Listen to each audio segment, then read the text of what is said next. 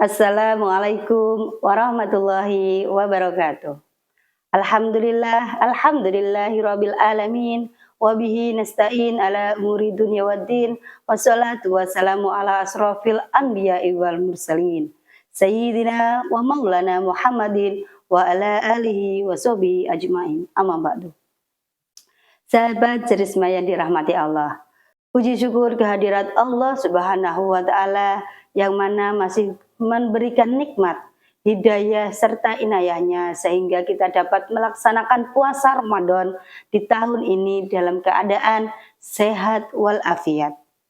Tak lupa salawat dan salam tetap kita curahkan kepada junjungan Nabi besar Muhammad Sallallahu Alaihi Wasallam yang mana beliaulah yang memimpin kita, yang mengarahkan kita sehingga kita mengetahui mana yang hak dan mana yang batil. Salat Idul Fitri hukumnya sunnah muakkad. Tujuannya adalah untuk merayakan kemenangan, merayakan kebahagiaan selama kita melaksanakan puasa Ramadan. Kita mendapatkan banyak nikmat yang diberikan oleh Allah kepada kita. Maka patut kita syukuri dengan melaksanakan sholat Idul Fitri di awal hari di tanggal 1 Syawal. Sahabat Jerisma yang dirahmati Allah, sholat Idul Fitri dapat dilaksanakan di masjid ataupun di lapangan. Nah, kali ini kita akan membahas tentang panduan lengkap sholat Idul Fitri yang dilaksanakan di lapangan. Ada beberapa hal alasan mengapa sholat Idul Fitri itu dilaksanakan di lapangan. Yang pertama, yaitu mengikuti sunnah Rasul. Sebagaimana hadis yang dirawayatkan oleh Abu Sa'id Al-Hudriyah yang artinya bahwa Rasulullah Shallallahu Alaihi Wasallam keluar pada hari raya Idul Fitri dan hari raya Idul Adha ke Al-Musola atau tanah lapang. Hal pertama yang dilakukan adalah melaksanakan sholat. Setelah selesai beliau berdiri menghadap para jamaah, sementara mereka duduk bersaf, lalu beliau memberi nasihat, berwasiat dan memerintah mereka. Alasan yang kedua yaitu menyampaikan syiar Islam. Jamaah yang berkumpul dalam jumlah yang besar di ruang terbuka menunjukkan kebesaran dan persatuan Islam.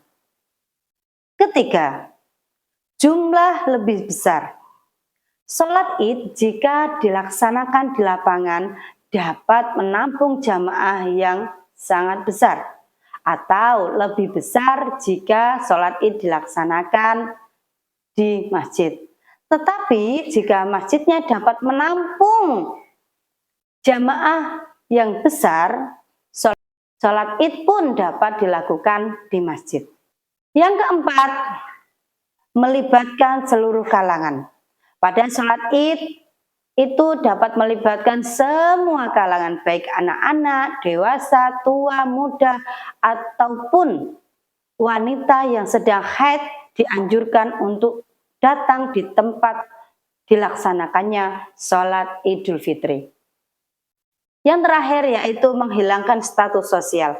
Jika kita sholat di lapangan, maka suasana yang lebih merakyat dan menghilangkan status sosial akan terasa sama. Sahabat Jerisma yang dirahmati Allah, bagaimana tata cara sholat Idul Fitri di lapangan? Tata cara sholat Idul Fitri di lapangan tidak jauh beda dengan tata cara sholat Idul Fitri yang dilaksanakan di masjid. Ada beberapa hal yang perlu diperhatikan sebelum kita melaksanakan sholat Idul Fitri di lapangan. Nah, persiapan ini juga termasuk sunnah sholat Idul Fitri sebelum kita melaksanakannya. Apa saja sunnah atau hal yang dilakukan sebelum sholat Idul Fitri? Yang pertama yaitu mandi sunnah Idul Fitri. Mandi sunnah Idul Fitri dianjurkan supaya tubuh kita terasa segar, bersih, dan juga suci. Nah, ini dianjurkan untuk semua kalangan, baik orang laki-laki, perempuan ataupun wanita yang sedang haid yang akan ikut datang di tanah lapang tempat pelaksanaan sholat Idul Fitri. Sunnah yang kedua yaitu memakai pakaian yang terbaik dan juga memakai wangi-wangian. Pakaian yang terbaik di sini yang dimaksud tidak harus pakaian baru, tetapi pakaian yang dimiliki yang terbaik. Yang terpenting adalah pakaian itu bersih dan suci. Dan ini harus dilakukan baik jamaah laki-laki maupun jamaah perempuan. Dan untuk memakai wangi-wangian ini hanya dianjurkan untuk jamaah laki-laki, tetapi kalau perempuan tidak dianjurkan. Sunnah yang ketiga yaitu makan sebelum berangkat. Ketika kita akan melaksanakan sholat Idul Fitri, maka kita disunahkan untuk makan meskipun tidak makan besar, hanya makan sebutir kurma, kita disunahkan untuk makan terlebih dahulu. Yang keempat, mengumandangkan takbir. Takbir dikumandangkan mulai malam 1 Syawal sampai sebelum sholat Idul Fitri. Dan disunahkan juga ketika kita perjalanan menuju tempat sholat, kita disunahkan untuk membaca takbir. Sunnah yang kelima yaitu berjalan kaki dan menggunakan rute yang berbeda.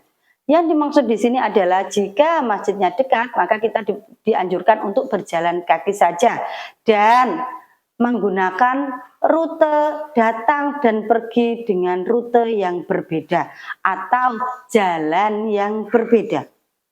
Sahabat Charisma yang dirahmati Allah, setelah sampai di lapangan maka tak lupa kita langsung mencari tempat untuk melaksanakan sholat. Dan bagaimana niat sholat Idul Fitri? Jika kita sebagai makmum, maka niatnya usolli sunnatan li Idul Fitri rak'ataini mustaqbilal kiblati makmuman lillahi ta'ala. Dan jika menjadi imam, maka niatnya adalah usolli sunnatan li Idul Fitri rak'ataini mustaqbilal kiblati adaan imaman lillahi ta'ala. Sahabat Charisma yang dirahmati Allah, sholat Idul Fitri itu dilaksanakan ada 2 rakaat dan dilaksanakan tanpa diawali dengan mengumandangkan adzan dan juga iqamah. Berikut tata cara sholat Idul Fitri. Rakaat yang pertama, seperti sholat biasanya, diawali dengan takbiratul ihram. Setelah itu dilanjut membaca doa iftitah. Setelah membaca doa iftitah akan dilaksanakan takbir tambahan, yaitu sebanyak 7 kali takbir. Di sela-sela takbir kita disunahkan untuk membaca Subhanallah walhamdulillah wala ilaha illallah huwallahu akbar. Setelah itu membaca surat Al-Fatihah dan surat Al-A'la. Dilanjutkan dengan ruku, sujud sampai berdiri kembali. Setelah kita berdiri tegak, maka kita akan melanjutkan rakaat yang kedua. Di rakaat yang kedua ini diawali dengan takbir sebanyak 5 kali.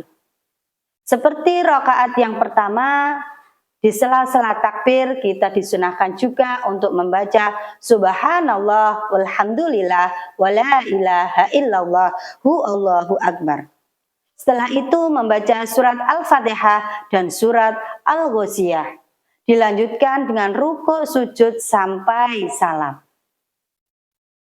Dan jika kita selesai melaksanakan sholat Idul Fitri, kita tidak diperbolehkan untuk meninggalkan tempat sholat.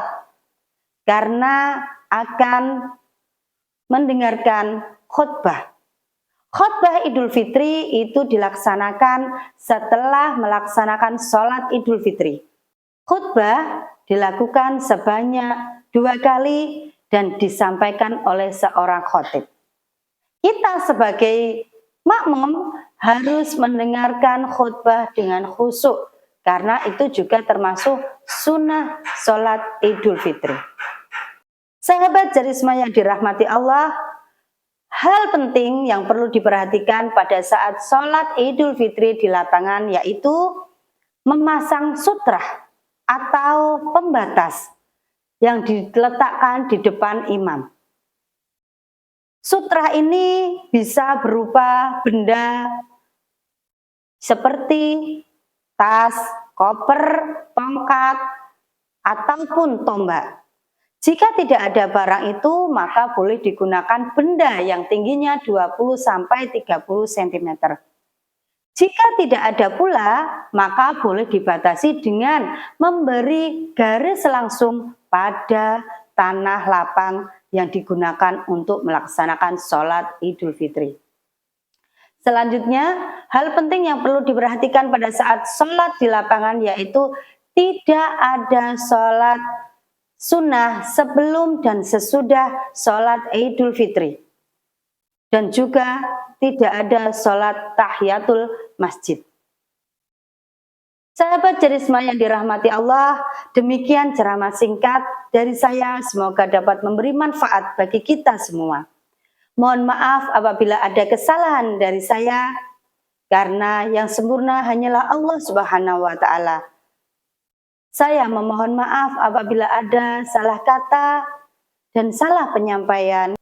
Kesempurnaan hanya milik Allah, kekurangan adalah milik kita semua. Fastabiqul khairat. Assalamualaikum warahmatullahi wabarakatuh.